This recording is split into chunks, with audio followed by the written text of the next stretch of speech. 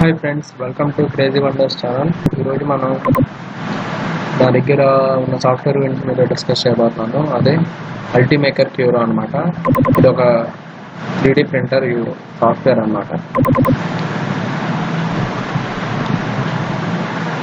ఈ 3D printing software ఎలా work చేస్తుందో ఇప్పుడు నేను మీకు చూపిస్తాను.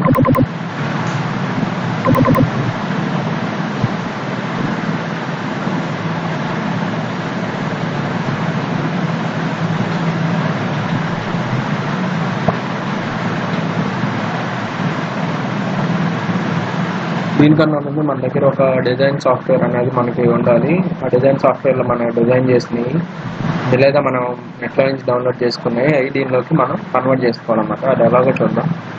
నెక్స్ట్ సాఫ్ట్వేర్ ఓపెన్ ఉంది.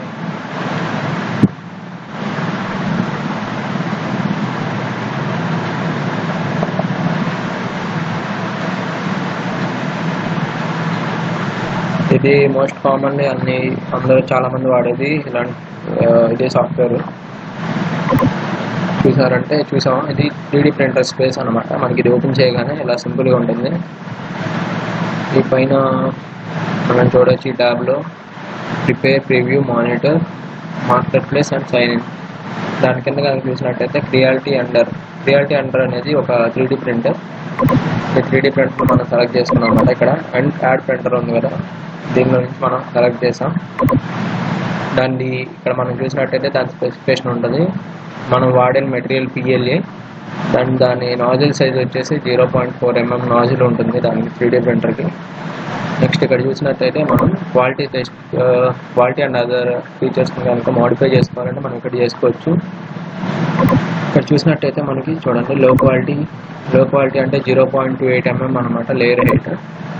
నెక్స్ట్ స్టాండర్డ్ క్వాలిటీ అంటే 0.2 mm, డైనమిక్ క్వాలిటీ అంటే 0.16 mm, సూపర్ క్వాలిటీ 0.12 mm. ఇది దేనికంటే మనం యూజ్ చేసిన మెటీరియల్ 3D ప్రింటర్లో ఎంత థిక్నెస్ అనేది మనం ఇస్తున్నాం, అది దాని గురించి బేస్ అయి ఉంటుంది ఈ క్వాలిటీ లేయర్ హైట్ అనేది. కమర్షియల్గా కనుక చూసినట్టయితే ఇక్కడ చూద్దాం.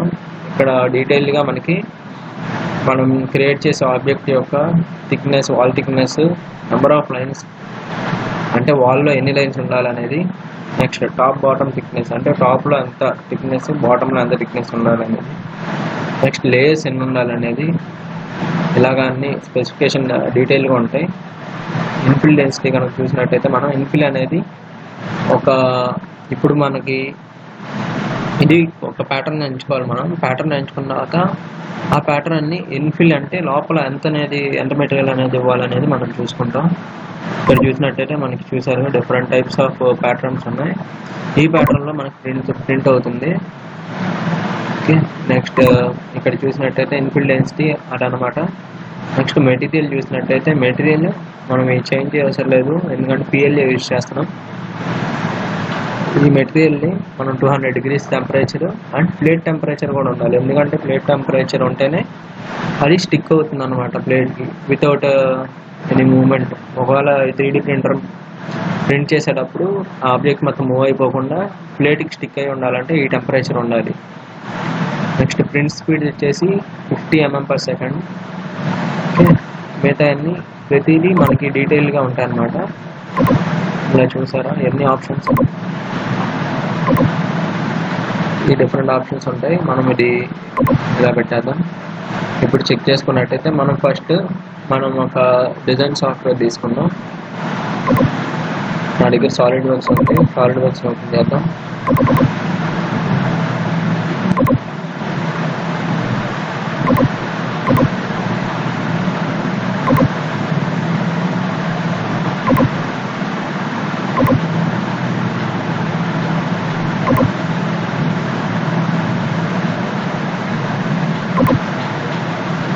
సాలిడ్ వర్క్స్ ఓపెన్ అయ్యాక మనం ఇక్కడ ఇదివరకు నేను ప్రీవియస్గా కొన్ని ఫైల్స్ చేశాను, ఆ ఫైల్స్లో చూద్దాం. ఇప్పుడు సపోజ్ నేను ఇది బేరింగ్ ఒకటి తయారు చేశాను, లేదా ఈ మోడల్ ఒకటి చూద్దాం.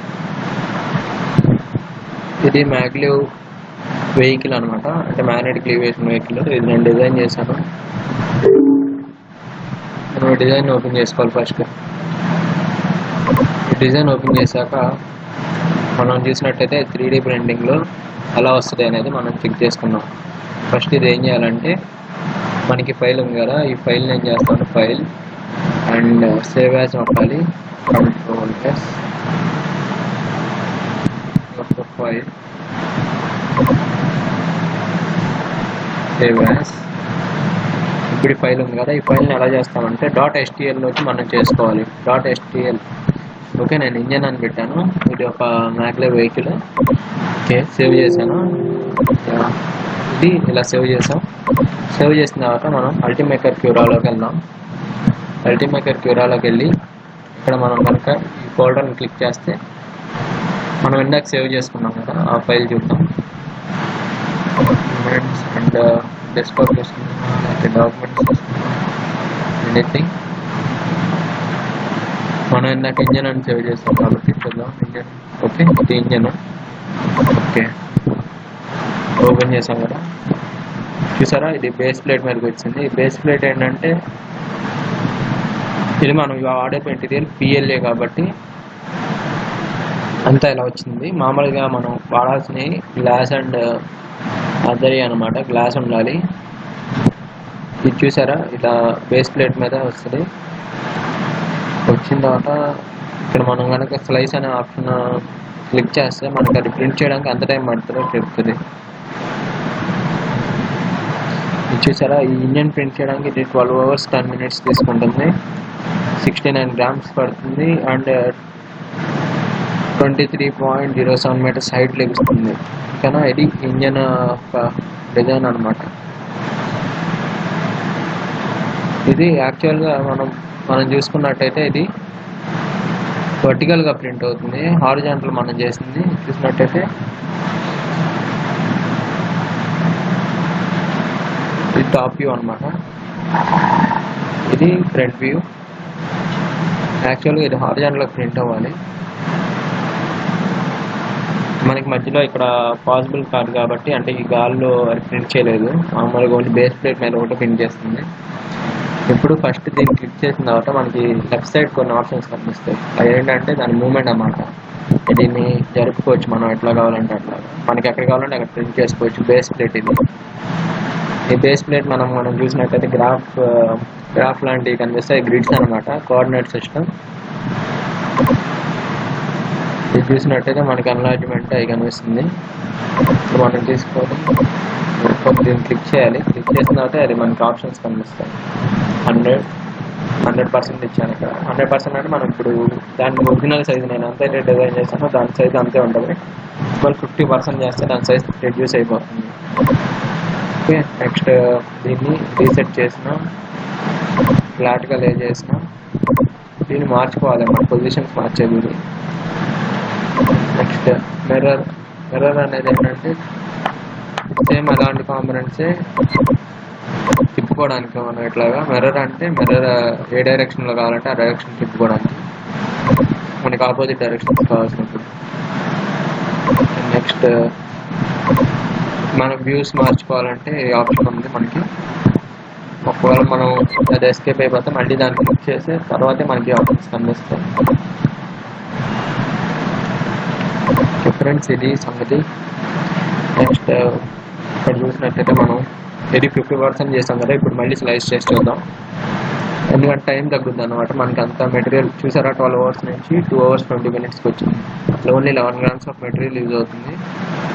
ఓకే, తర్వాత ఏం చేయాలంటే మనం సేవ్ టు ఫైల్ చేయాలి. ఇక్కడ సేవ్ టు ఫైల్ చేసి మనం G కోడ్లోకి పెట్టుకోవాలన్నమాట. సేవ్ నొక్కాలి. సేవ్ నొక్కేసాక ఈ ఫోల్డర్ని మనం ఓపెన్ చేసి దాన్ని ఒక పెన్ డ్రైవ్లోకి కానీ లేదా ఒక మెమరీ కార్డులో ఇన్సర్ట్ చేసి 3D ప్రింటర్లో ఇన్సర్ట్ చేస్తాం. ఆ 3D ప్రింటర్ డిస్ప్లేలో నుంచి మనం ఇది ప్రింట్అవుట్ తీసుకోవచ్చు. ఇప్పుడు మీకు ఇంకోటి కూడా చూపిస్తాను. అదేంటంటే ఇన్ఫిల్ ఒకటి ఎలా చేద్దామని చూపిస్తాను.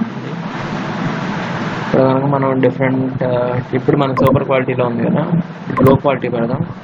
లో క్వాలిటీ పెట్టి ఇక్కడ స్లైస్ చేసి చూస్తే చూసారా టైం తగ్గిపోయింది. ఇలాగ మనం వేరియస్ ఆప్షన్స్ మార్చుకుంటూ ఉన్నప్పుడు టైం అనేది ఇంక్రీజ్ ఆర్ డిక్రీజ్ అవుతుంది. మీకు మంచి క్వాలిటీ కావాలంటే ఎక్కువ టైం పడుతుంది.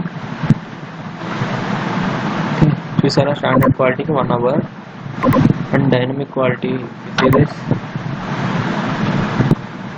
1 hour 38 minutes. Super quality ki 2 hours 20 minutes. ఇలా క్వాలిటీ బట్టి మనకి టైం అనేది వేరీ అవుతుంది.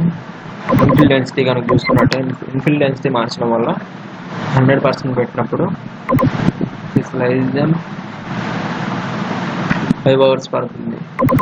అదే తగ్గించినప్పుడు చూడండి 50%, 3 hours 4 minutes. ఇలా టైం తగ్గుతూ ఉంటుంది అన్నమాట. ఇది మనం మెమరీ కార్డ్లో ఇక్కడ సేవ్ ఫైల్ నొక్కి దాన్ని మనం మెమరీ కార్డ్లో కాపీ చేసుకొని ప్రింటర్ 3D ప్రింటర్ ద్వారా ప్రింట్ చేయొచ్చు. Thank you friends, thank you for watching this video.